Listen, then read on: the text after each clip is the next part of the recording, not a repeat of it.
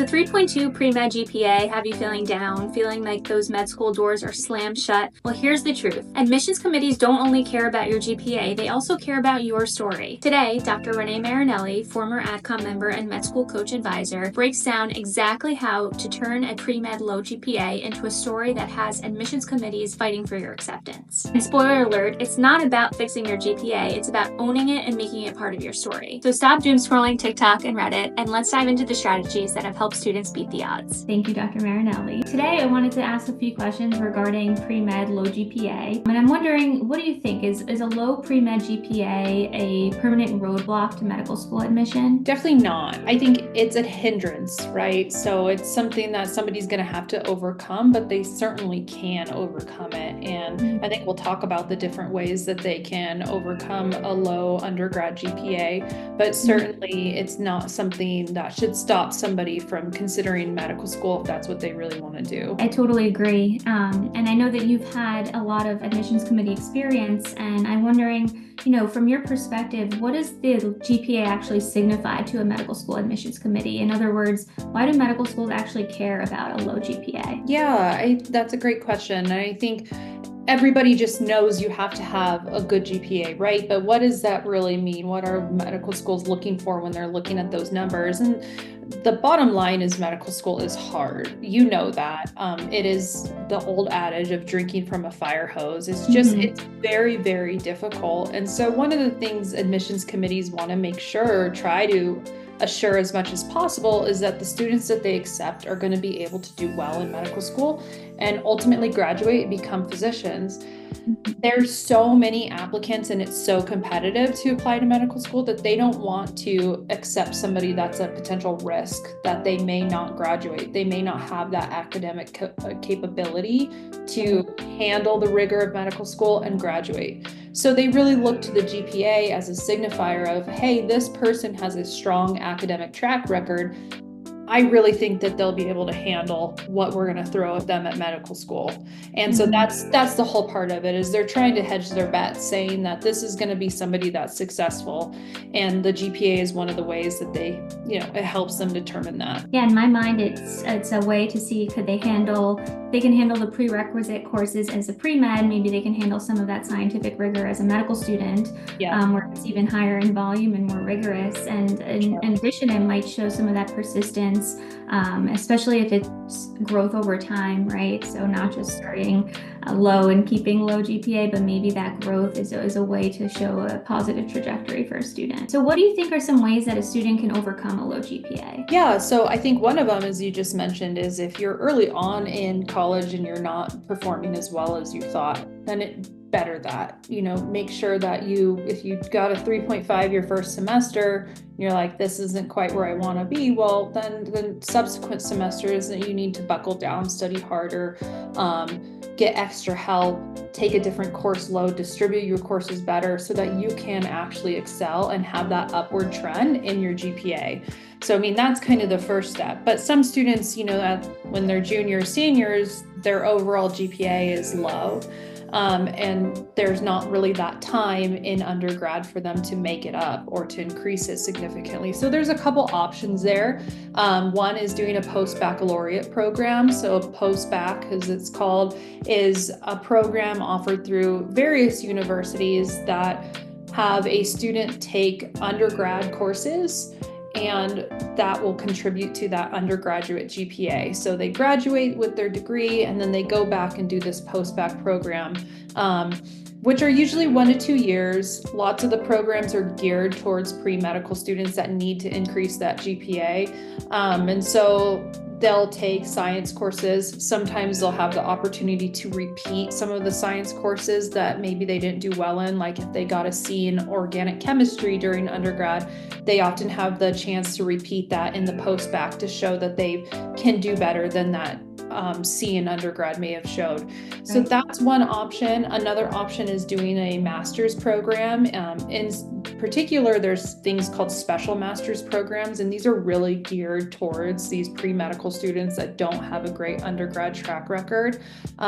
This by contrast to the post-bacc program, these are master level courses. So these do not count toward your total undergrad GPA. This will be like a full different line on your application saying this is what your graduate GPA is, which I kind of like for those students that maybe even if they took a year of undergrad courses, that's not going to really boost up that bottom line GPA that much. Special masters or a master's program can kind of almost give them a fresh, clean slate to start from.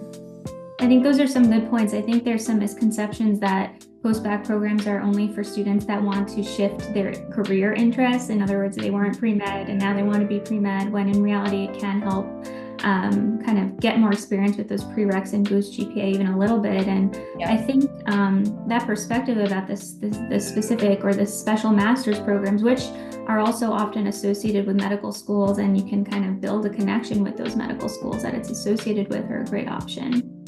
Yeah, and a lot of those either post-bacc or master's programs, if you look at the ones that are specifically geared towards pre-med students, they offer a ton of great opportunities as well. Sometimes you take classes along with first-year medical students, so you're really demonstrating like, hey, I'm working as hard as like a medical student would at this point. You sometimes take shelf exams, which are in medical school. Most schools use these exams after the end of a course, like a physiology shelf exam. It's a national exam that kind of sets standards across the nation. And so sometimes even in these post-baccs and special master's courses, you're taking those types of test as well. So you're really kind of stacking yourself up against medical students. Oftentimes these programs also have like research opportunities, clinical opportunities. Some even have like MCAT help and prep. So there's a lot of good options when you're looking at these programs that are geared towards the pre-med. And networking, I'm assuming as well, which is a great added layer to those programs. That's great.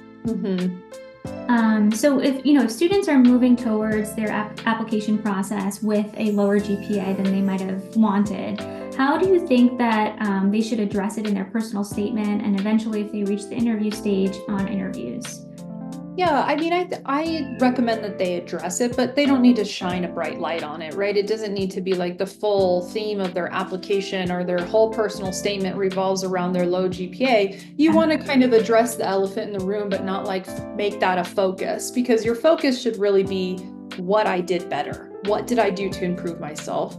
So, I usually coach people to do maybe a couple lines in their personal statement that will say, something to the effect of, COVID-19 and the transition to online courses really was tough for me, and my GPA went way down. But afterwards, when I realized I wasn't competitive enough, I enrolled in a post-bacc program where I excelled and found myself really loving these courses and being able to do well. So instead of really focusing on what is bad and their low GPA, change that focus to what they've done to improve that. And I think most medical schools will see that very favorably. Absolutely. I think that when I'm working with students, I say be honest, but be brief. And I think probably agree with that. And I think when it comes to interviews, one thing that I've seen students do that perhaps could be improved on is that, sometimes students displace responsibility, when I think it's probably best in these situations to take responsibility for the academic struggle that they may have experienced, provide context, and then kind of move on to, again, shifting towards more positive light. Right, exactly. And I think that's such a great point, is like this, it's their responsibility, and there can be context to it, like COVID-19 or illness in the family, or they had an illness. There's things that contribute maybe to their low GPA, but this is my GPA. I own it, that this is what it was. But look at all the great things I've done now and how well I can really do. And I know you worked with a lot of students. I was wondering, can you share a real world story about one of the students that you worked with that had a low GPA but was able to get accepted to medical school, and how they did it? Yeah, one of the students I worked with, she graduated, didn't have a great GPA, but then did, I believe it was a special master's, but it could have been a very geared post-bacc, but I believe it was a special master's program, and she just did so well in that. I mean, it was just like, it didn't reflect anything of what her undergrad track record was. And she wasn't a terrible student, but I think she had somewhere around like a 3.1 total GPA, you know, which is not competitive enough for medical school, but she ended up doing this master's, got into a really good research program there, had very productive research experience, and then I think she graduated with like a 4.0 or very near it. And so it was just this like completely different story that she told through that master's, and she got into medical school, and she's probably very close to finishing residency at this point, because it's been a few years, but she's, you know, successful. She achieved her dream of becoming a physician, and it was really because she turned her low GPA narrative into a, you know, academic success story.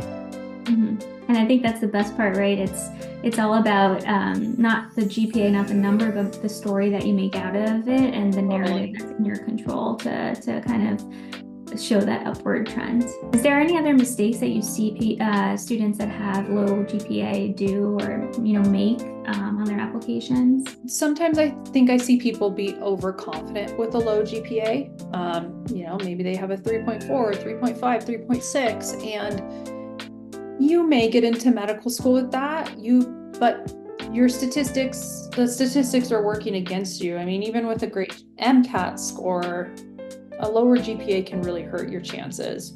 So I think instead of being like, okay, this is just something I'm gonna apply with this low GPA, talk to somebody, talk to an advisor, talk to a colleague, talk to somebody that's in medical school, and have them be an objective viewer of your situation and offer you some advice. You know, is it, yeah, you know what, I think that you're probably okay. You have X, Y, and Z, or your MCAT is this, you're probably gonna be okay.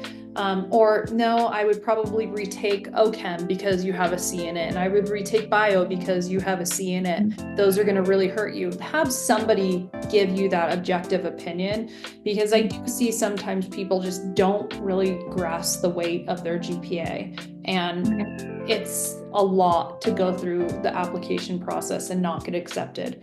Many people do, and that's fine, but my advice is always try to put your best application forward the first time and hopefully secure an acceptance that first time.